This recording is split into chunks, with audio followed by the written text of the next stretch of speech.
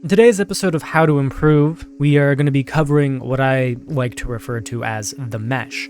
This simply being the mesh between ball control and car control. You will need at least a fundamental understanding and ability to do both of these, so go ahead and check out these videos if you haven't seen those yet.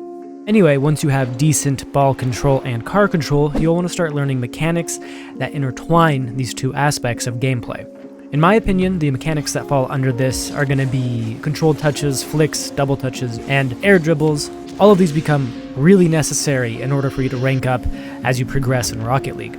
Again, just a reminder, I'm not going to go into in-depth explanation of these mechanics. I'm just going to kind of go over roughly the basics. I'll be doing a more in-depth explanation later on.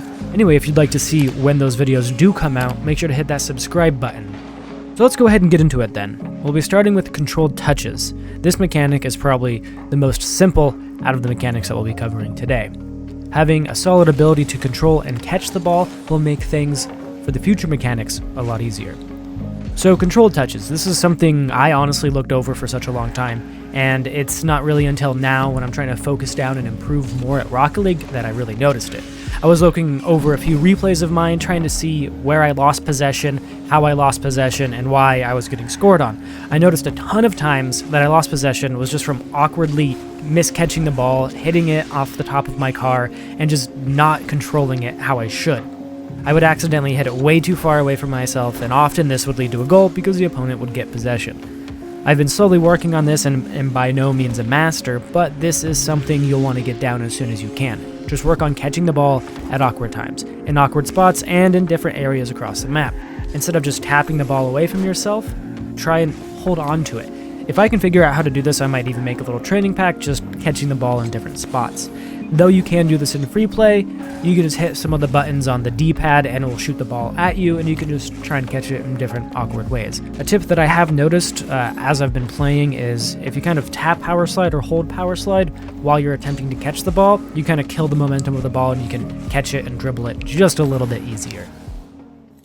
Let's go ahead and take a look at flicks. Getting controlled catches and touches will help set up the flicks, so that's kind of why we talked about that first. Flicks are a great mesh mechanic. You have to be able to control the ball and your car at the same time, at the same speed, to be able to pull off a really good flick. Flicks are basic in explanation, but you want to be able to dribble the ball well for this, so make sure you have that down before really trying to hone in your flicks. To execute a flick well, you want to make sure you're doing these few things. First, make sure you're going the same speed as the ball. If you're too slow or too fast, you'll either flip past the ball or not even hit the ball at all. When I flick, I hold the jump button long enough to make sure I'm still sticking with the ball and not getting too much distance from me and the ball. I will then tilt my car slightly away from the direction I plan to flick the ball, and then dodge in the direction I'm flicking. We'll have a few examples of that on the screen here. Another thing that I've been working on lately is kind of canceling the momentum, because if you see here, when you move to get in a position for a flick, after your stick stops moving, your car will keep on turning slightly. So to stop the car from turning too far, just flick the stick really quickly in the opposite direction and it will stop your car's momentum from carrying it too far to the left or to the right. Anyway, it's really simple in explanation, but it does get harder in practice. This is going to be one of the mechanics that's best practiced in free play, so go ahead and just load up free play and start practicing flicks, catching the ball, and flicking the ball.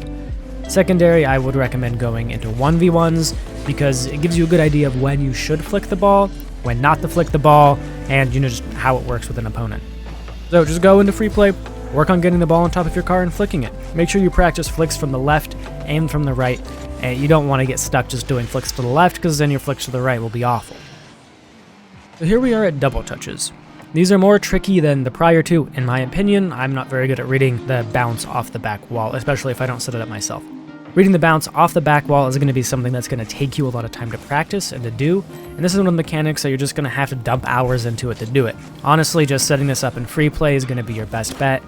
Both self-set backboard touches as well as passing backboard double touches. There's a few training packs for those. I'll probably drop some of those in the comments down below. But again, just do these over and over and you'll slowly get better with time. Trust me, it just takes learning how to read the ball spin and the bounce. Give yourself a little more space than you think you need from the wall, that way you have a little more time to read the bounce off the wall. Make sure you're also paying attention to the speed and rotation of the ball as it's bouncing off the backboard. Once you can read this quicker, you'll be able to get to a better position quicker as well. Anyway, there's really not a shortcut in this one. Just go throw 100 hours into it and do your best. Maybe save a replay that you happen to get one or miss one and see why you're missing it, but that's really all the advice I can give you there. And finally, we will have air dribbles. Air dribbles are a little bit harder because double touches, you just boom the ball away from yourself. Air dribbles, you actually have to carry and get multiple touches on the ball while keeping momentum with the ball in the air and not hitting the ball away from yourself.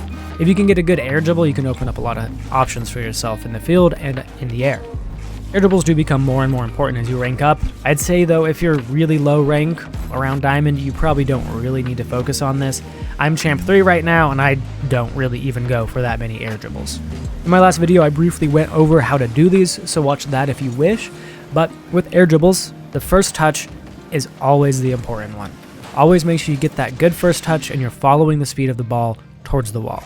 Also practice doing this from very uncomfortable positions. You don't always want to have the perfect setup for your air dribble because you're not always going to get the perfect setup. Make sure you're practicing from really weird and awkward angles whenever you can.